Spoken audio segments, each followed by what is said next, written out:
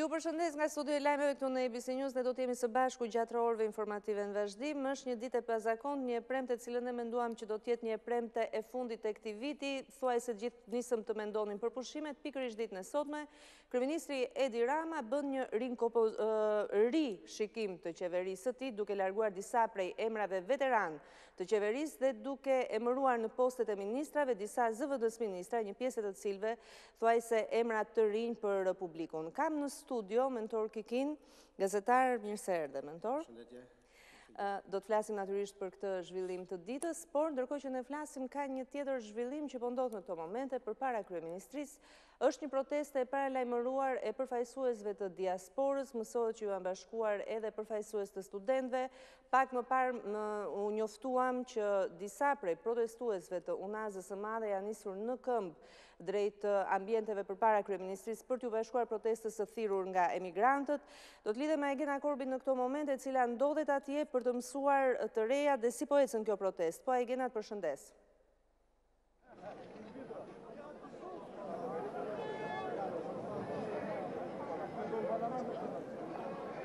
Nuk e di nëse Agena më dëgjon, Agena, të përshëndes. Përshëndetje Mirel. Atëre, si po ecën protesta në këto momente, të ndoqja pak më parë me një emigrant nga Britania e Madhe, por ti si e shikon protestën? Tashmë prej rreth një ore, protesta vion përpara kryeministrisë, ajo është thirrur nga emigrant shqiptar që jetojnë në vende të ndryshme të botës. Ato njëri pas tjetrit kanë marrë megafonin dhe kanë artikuluar kërkesat e tyre, janë shprehur për gjendjen e vështirë sipas tyre që ndodhet Shqipëria sot, për varfërinë, papunësinë, kërkojnë një arsim më të mirë, kërkojnë kushte më të mira jetese për të afërmit e tyre që kanë këtu. Megjithatë, kemi dëgjuar thirrje Ramaik, kanë artikuluar edhe kërkesën për krijimin e një partie të re, që kanë quajtur Partia Nacionaliste. Gjithashtu kanë bërë thirrje edhe për rrezimin e qeverisë, pasi sipas tyre duhet një sistem i ri që tashmë të drejtojë vendin. Por shqiptarët e diasporës këtu përpara kryeministrisë nuk janë vetëm, atyre janë bashkuar edhe studentë, të cilët prej ditësh tashmë edhe ata janë në protestë, janë bashkuar banorë të zonës Unazës së Re në Tiranë, të cilët dhe ato protestojnë kundër prishjes së pronave të tyre nga projekti Unazës Madhe. Por ka pasur dhe aktivistë të shoqërisë civile, por dhe aktorë, të cilët janë kundër shembjes së godinës së teatrit. Si është pjesëmarrja, Agena? Nga ora në orë, si do duket pjesëmarrja në protestë? Në fakt, vijojnë të vinë qytetarë, operatori mund të na ndihmojë me pamje. Kjo është situata për momentin, të gjithë janë ulur. Pasi dikush ju tha se ka për të komunikuar një mesazh të rëndësishëm. Thirrjet për t'u bashkuar janë të shumta, pasi protesta nuk është vetëm sot. Qytetarët shqiptarë që banojnë jashtë kanë njoftuar protestë edhe nesër, edhe pas nesër. Jemi duke e ndjekur, Agena, folsi radhës sa po thaj që nesër në orën 12 do të rinis protesta, duke u bërë thirrje edhe qytetarëve të tjerë që të bashkohen. Prania e policisë, Agena, si është, sepse drejtoria e policisë Tiranës nuk ju ka dhënë leje për të zhvilluar këtë protestit në sotme. Atë po shpjegoja, organizatorët na kanë treguar se nuk kanë arritur të marrin një leje nga drejtoria e policisë Tiranës. Megjithatë, ato janë lejuar të zhvillojnë të protestë. Një kordon policie ka rrethuar kryeministrinë, nuk vihet re prani masive e tyre. Megjithatë, protesta deri tani vijojnë qetësisht. Qytetarët kanë thënë se protesta e tyre është e qetë. Megjithatë, kjo është situata për momentin. Më pas do të ndjekim se si do të zhvillohet. Dakor, kemi me pamje të drejtë për drejta nga protesta, e cila duket se nuk e di nëse do të vazhdojë apo jo, folsi i fundit ju bëri thirrje të pranishme që të rimblidhen nesër në orën 12 të paradites. Agena, të falenderoj sa herë që të shohësh të arsyeshme për të ndërhyrë, natyrisht që do të kesh prioritet për të hyrë në transmetim të drejtë për drejtë. Isha me Agena Korbin, mos bien në sy gjithashtu Mirel për ta mbyllur që në vend të pankartave sot qytetarët kanë flamurit kombëtar, edhe ndonjë flamur të Shteteve të Bashkuara të Amerikës. Mungojnë thirrjet, apo edhe pankartat që jemi mësuar të shohim në protestat zakonshme. Vlen të theksohet edhe fakti se protesta ndryshe nga më herët ka filluar në orarin fiks siç ishte njoftuar. Qartë. Kemi të bëjmë me emigrantë, mos haro, njerëz që janë mësuar të jetojnë dhe të kontribuojnë në vende evropiane ku orari është prioritar. Nuk thuhet në orën 12 dhe mblidhemi në orën 1, për shembull të drekës, në orën 12 dhe në orën 12. Unë të falenderoj Agena, ne mund vazhdojmë edhe me pamjet e drejt për drejta, ndërsa vazhdoj bisedën në studio me mentor Kikin. Mentor, një opinion të parë për protestën. Besoj që kemi të bëjmë një hap të ri të reagimit qytetar. Pasi u mësua me atë rutinën e protestës së studentëve e cila mbeti vetëm brenda kuadrit universitar dhe nuk doli jashtë kërkesave për të përmirësuar kushtet apo heqjen e tarifave, kemi të bëjmë një grupim, ka një gabim në perceptim në fakt, që kjo është protesta e emigrantëve. Më duket shumë e gabuar që shqiptarët që jetojnë këtu, të rrinë para televizorit dhe para Facebookut dhe të shikojnë se çfarë po bëjnë emigrantët atje ke sheshi.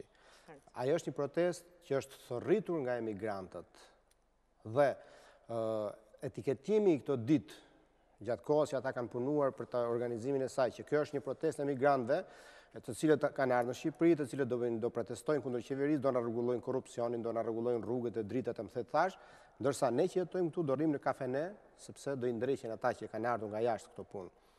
Kjo është një gjë totalisht e gabuar. Suksesi apo dështimi i kësaj proteste do varet nga fakti se sa qytetarë shqiptar do t'i bashkohen. Kur thash që është një hap i ri i reagimit qytetar, e them sepse nëse kjo protest do arri të infektoj tashmë politikisht edhe protestën e studentëve të cilët me gjithë përmbushjen e një pjesë të kushteve të kërkesave të tyre, apo sipas qeverisë të përmbushjes së gjitha kërkesave të tyre, deklaruan që nuk do ta ndalojnë protestën e paralajmëruar të rindizet në datën 7 janar. Pra nëse dhe protesta studentëve do të marrë konotacione politike, pra përveç kushteve në konvikte, uljes tarifave, do të shtohen dhe kërkesat e tjera që kanë të bëjnë me sfond politik, unë mendoj që jemi para nevojës për të bërë ca ndryshime. Dhe gjëja që unë vërejtë më kënaqësi sot përtej nivelit të artikulimit të disave, s'dua të ofendoj askënd, janë njerëz të nderuar, janë shqiptarët që kanë sakrifikuar më shumë ndër shqiptarë. Dhe janë ata që e kanë shpëtuar këtë vend dhe këtë popull nga vdekja prejurisë në vitet 90. Janë ata që kanë marrë në sy rrezikun dhe jetën dhe shumë prej tyre kanë vdekur dhe nuk gjenden ku janë dhe duhet t'u jemi mirënjohës.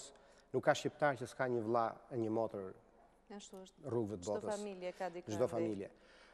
Pra, përterë nivelit artikulimit, ajo gjë që ishte e veçantë ishte fakti që aty përveç le të themi një lloj akuzë lëshuar ndaj gjithë spektrit politik, qeveritar apo opozitar, theksohet fakti që duhet ndryshimi i sistemit. Është folur për një parti nacionaliste dhe duket sikur janë fillesat e këtyre lëvizjeve nacionaliste, mendon do ketë një Greqi mbajmë sjelljet si Prasia, apo nuk ka lëvizje të tilla? Atëherë, jo, ishte ajo puna e Partisë Nacionaliste u artikulu nga dikush që duhet një parti nacionaliste. Më shumë ishte një shprehje, besoj unë, që rodhi nga fakti që si ata që jetojnë jashtë, si ne që jetojmë këtu brenda, janë lodhur tashmë nga një rotacion, ik një palë, hajt një palë, ik një palë, hajt një palë, që në fakt janë po të njëjtat që bëjnë rotacionin dhe që nga njëra palë këtë tjetër është thelluar mëtej niveli i korrupsionit dhe ka një bindje, mendoj unë tashmë, në opinionin publik në përgjithësi, brenda dhe jashtë Shqipërisë, që thjesht ndërrimi i qeverive, ndërrimi i PD-s me PS-n, apo i PD-s me PS-n, nuk është më zgjidhje. Mentor, dua të ta shtroj pyetjen e radhës kështu. Unë kam jetuar 9 vjet jashtë. Dhe jam një njeri që di shumë mirë se çdo të thotë të punosh, të jetosh, të paguash taksa ndej dhe të vish këtu. Dhe kur vjen nga jashtë, janë disa situata të cilat mund t'i konsumosh vetëm me njerëz që kanë jetuar jashtë dhe të kuptojnë çfarë do të thuash. Pse?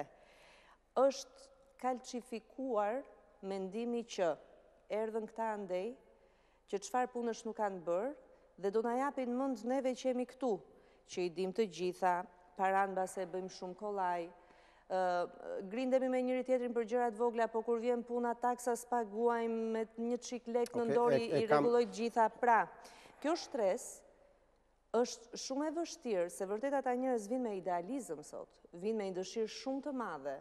Ne themi shumë mirë që vinë, por në momentin që këta njerëz mund sjellin ndryshimin dhe mund të pretendojnë që të jenë në drejtim, atëherë do ngrihemi ne këtu, do themi prit njerë, pse çfarë janë këta që na erdhën andej në zënë vendin. Është një mentalitet i tillë, kur çdo që jeton andej dhe vjen këtu e ndjen kurriz këtë mentalitet. Unë shkruaj në mënyrë sistematike ndaj këtij mentaliteti. Mentaliteti i shqiptarëve është janë dembela, llafazan, thashë themet gjinj, jo. Sikur po lexojmë kronikën e viteve 30. Ti them unë të gjitha. Thashë themet gjinj, intrigant, servila, qylagjinj. Nuk mund ta them në parim, por ekziston mentaliteti, ekziston i tillë. Po të them unë mos ki frikti, e them unë me plot gojen. Sepse gjatë kohës që zhvillohej protesta studentëve, qytetarët e Tiranës qëndronin nëpër kafene dhe prisnin çfarë do u sjelli protesta. Bravo ju qoftë çuna. Kur studentët apo qëndronin tërë natën para kryeministrisë, qytetarët e Tiranës bënin xhirën në bulevard dhe i fotografonin sikur të ishte ariu në kafaz ata studentët, se nuk i bashkoheshin dot. Pra ky është mentaliteti i qytetarëve të Shqipërisë që jetojnë në Shqipëri. Dhe ky mentalitet absolutisht ekziston. Dhe ata që vinë nga andej, absolutisht i përballen me këtë lloj kalcifikimi. E kuptoj pra, dhe sa frytdhënse sa afatgjat mund të jetë kjo protestë përballë këtij mentaliteti, se ditën e parë gjithë do ta duartrokasin sa mirë që erdhën, shumë mirë bëjnë ata. Problemi jon është që ne duartrokasim dhe themi bravo atë që po bën ti, por unë nuk vi këty për të punuar bashkë me ty për këtë punën e mirë që po bën. Shansi i kësaj gjëje është, ti the shumë mirë, të ndorrosh kaq shumë. Ne që jetojmë këtu jemi thjesht pragmatist. Ne bëjmë llogarit. Kush do vi në qeveri, me kë e ka më mirë, me këtë do bëhem. Kush do më rregulloj punë për çunin për vete, ku do marr një gjë, ku do bëj një gjë. Nuk ka sistem base. Prandaj, nuk ka sistem, se po këtë sistem ne jemi kthyer në vegla të materializmit, ne që jetojmë këtu. Ndërsa ka dy element shumë të rëndësishëm të shoqërisë sot, janë studentët dhe emigrantët. Të dyja palët kanë doza idealizmi, cilat pjesa tjetër e shoqërisë e këtyre llafazanëve të Facebookut nuk i ka. Dhe shpresa vetme është që nëse ngjizen këto dy mentalitete mund ta bëjnë, ta shkundin edhe këtë ushtrinë e dembelëve llafazan, të cilët dembelë llafazan do ketë gjithmonë. Sepse dalin më mirë se tjerët. Unë për shkak të qëmtimit të psikologjisë të shoqërisë detyrohem dhe humbas kohë, por që nuk e konsideroj të humbur, për të lexuar pafund qëndrimet e njerëzve në rrjetet sociale. Është e tmerrshme. Domethënë, kur askush nuk lëviz, të gjithë thonë, po si nuk doli një njeri, po si nuk foli një njeri, po si nuk tha një gjë, po si nuk bëri një veprim. Dhe kur dikush apo disa njerëz dalin dhe bëjnë, po të njëjtë njerëz thonë, po kush u bën këta, po çna kush janë, kush i solli, çfarë janë, dhe fillon histeria e paragjykimit, do i gjen bishtin gjithkujt, ky ka ardhur na këtu, ka bërë këtë, ka qenë me këtë, i ka thënë, ky ka ardhur këtë, dhe secili gjen arsye për të mos u bashkuar një gjëje. Mendon që kjo protestë, e cila mos haro, këta njerëz do fillojnë punën në janar, do ikin, kanë jetë në tyre andej. Protesta që thërritën emigrantët nuk do sjellet të ndryshimin që ata pretendojnë. Për këtë jam shumë i sigurt. Ajo për mua shërben për të ndërgjegjësuar pjesën tjetër të shoqërisë që jeton në këtë vend, për të patur pak më shumë pretendime nga kjo klasë politike dhe për të mos qenë skllave e njërës apo tjetrës parti thjesht për ca interesa të momentit, por ajo që mua më pëlqen është që në këtë rast nuk po kërkohet, shumë modeste, nuk duhet të nxjerr konkluzione me ditën e parë të kësaj gjëje, sepse kjo 2 ditë do zgjasë. Nëse në protestën e studentëve, thash një herë, do ngjizen interesa politike, është shumë e rëndësishme që nuk kërkohet thjesht dorëheqja e qeverisë, por kërkohet ndryshimi i sistemit, sepse e keqja në këtë vend është që Të keqen e kanë shndruar në ligj. E qartë. E keqja është shndruar në sistem, jo normë, norma është tjetër gjë. E kanë shndruar në ligj, sepse këtu vidhet me ligj. Prandaj nuk dënohet njeri. Dhe në qoftë se ligji zgjedhor është ai që garanton status quo-n. Ligji zgjedhor garanton mbretërimin e PD-s dhe PS-s. PD-ja dhe PS-ja nuk luftojnë se kush qeverisin më mirë. Thjesht luftojnë me njëra tjetrën kush do marrin në dorë pushtetin dhe qeverisin me të njëjtat ligje. Ndaj thirrja për të ndryshuar sistem mund të jetë ajo që mund të shkojë. Po flas me shumë optimizëm tani, por duhet të jem shumë modest me çfarë presim. Flasim pak më konkretisht. Rama ka ndryshuar kabinetin ditën e sotme. Ka nuhatur që puna ka vajtur atje ku s'mban më, sepse ishte ajo fjalia e tij në mbyllje që jemi bërë si ai prindi në gjumë të thellë që vjen fëmia me grushte dhe na zgjon për të bërë detyrat tona. Këtë e thot kryeministri i vendit, 6 vjet ka dhaj si ata të tjerë që largoi, por ka nuhatur që vendi s'mban më dhe situata mund t'i dalë jashtë kontrollit, apo mendon dhe do vetë të bëj këtë rikompozim në prag të vitit të ri, ku njerëzit nuk kanë nge të merren me këtë gjë, e bëri fakt. Si e shikon lëvizjen e sotme? Atëherë, për të parë rëndësinë e kësaj duhet bën dy pyetje. Pse u bën ndryshimet? Një, dhe dyta, çfarë synonin, çfarë arritën? Për të arsyetuar se pse u bën ndryshimet, unë nuk mendoj që ndryshimet ishin një përpjekje për të përmirësuar cilësinë e qeverisjes. Absolutisht, jo. Ndryshimet në qeverisje janë bërë si një formë reflektimi e kryeministrit ndaj këtij reagimi publik, i cili shfaqet në dy mënyra. Shfaqet në atë formën e protestës, që ishte fillimisht me studentët, që u pa aty këtu në përgjithë qytetet e Shqipërisë, ku për paga, ku për çmime nafte, ku për gjë, pavarësisht nëse i frymëzoi PD-ja apo jo, gjithsesi ata janë njerëz, janë qytetarë që dalin në rrugë. Dhe Rama është një politikan shumë i zgjuar dhe ka një mekanizëm të dvjelurit opinionit publik më të mirin të mundshëm që ka patur ndonjëherë në një formacion politik në Shqipëri dhe mat perceptimin e opinionit nga ku kupton që njerëzit tashmë jo janë zemëruar, por po del marazi nga hundët. Dhe në përpjekje për të davaritur pak këtë lloj reagimi, ndërmori ndryshimet në qeveri, ku në mënyrë të pandershme, po e them, shkarkoi të gjithë përgjegjësinë, ke partia, ke këta që s'punojnë, ke këta që s'bëjnë, a thua, ky sot kuptoi që duhet qeverisur ndryshe, sot kuptoi që duhen bërë ca gjëra ndryshe, edhe pse ka 6 vjet që drejtojnë qeverinë. Duhet ndalem tek disa emra. Ka pasur në qarqe të gazetarisë, po. Dhe çfarë synonte, po? Pikërisht. Tani është tjetra. Çfarë synon? Kur bën ndryshime, synon të përmirësosh punën. Por Rama në atë nekrologjinë e ministrave që shkarkoi, s'la fjalë të mirë pa thënë. Nuk la lavdi pa thurur. Saqë gjithë po kuptonim që kur janë kaq të mirë, pse po i heq? O zot, pse u dashkan hequr? Pse duhet ikin këta njerëz?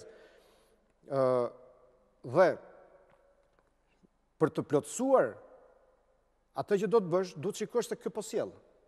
Pra nëse një ministër ka punuar mirë, por po e heqim sepse duhet dikush tjetër që punon më mirë, atëherë të shikojmë nivelin e njerëzve që erdhën dhe këtu duhet jemi sërish me këmbë në tokë për të kuptuar që nuk kemi të bëjmë një përmirësim të cilësisë qeverisë, edhe pse unë mendoj që nuk është absolutisht, le të themi, performanca e secilit ministër garanti apo ai që duhet të siguroj cilësinë e punës në institucionin që drejton. Sepse ka një gjë, ministrat, veçanërisht në qeverisjen e fundit Berishës dhe 2 mandatet e Ramës, nuk kanë qenë asnjëherë persona me personalitet, me integritet, por kanë qenë thjesht njerëzit më të bindur. Dhe që këtu kupton se sa një ministër është ministër, dhe nuk është thjesht zbatuesi teknik i kërkesave, porosive dhe urdhrave që vijnë nga kryeministri. Si shikon largimin e disa emrave që në qarqet e gazetarisë apo në këto qarqet jo formale, ku shpeshherë dëgjove lajmet e vërteta, thonin gjithçka mund ndodh po filani dhe filani nuk e heq. Për shembull.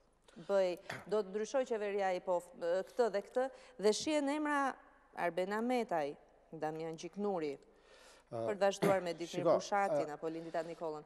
Si e shikon këtë goditje pikërisht tek ato që shiheshin si tullat forta që e mbanin qeverinë? Për të mbyllur pritshmëritë, ndryshimi nuk ka rëndësi nëse bëhet në emra. Ndryshimi duhet bërë në formën e punës. Unë e kam shkruar edhe sot. Iku Damian Gjiknuri, mega ministri i qeverisë. Ministria që ka 20% të buxhetit të shtetit. Por, në pas mbetën të njëjtat ligje me të cilat u dhanë tendrat në mënyrë abuzive. Sepse nuk është çështje emri, është çështje infrastrukture. Duhet shkatërruar infrastruktura ligjore përmes të cilave kryhen abuzimet. Nuk ka fare rëndësi emri, e theksoj një herë, nuk ka. Tani, tek vendimet e sotme, unë mendoj që ka dhe shumë politik që lidhet me atë luftën e brendshme në Partinë Socialiste, ku dyshja Ahmeta Gjiknuri, që përbëjnë nga ana e peshës specifike gjysmën e qeverisë. Këta ishin njerëzit më të besuar dhe më të betuar të kryeministrit. Besoj që u sakrifikuan edhe si pasojë e luftës së brendshme, pasi me hapjen e Oreksit shtohet çdo gjë tjetër nga mbrapa.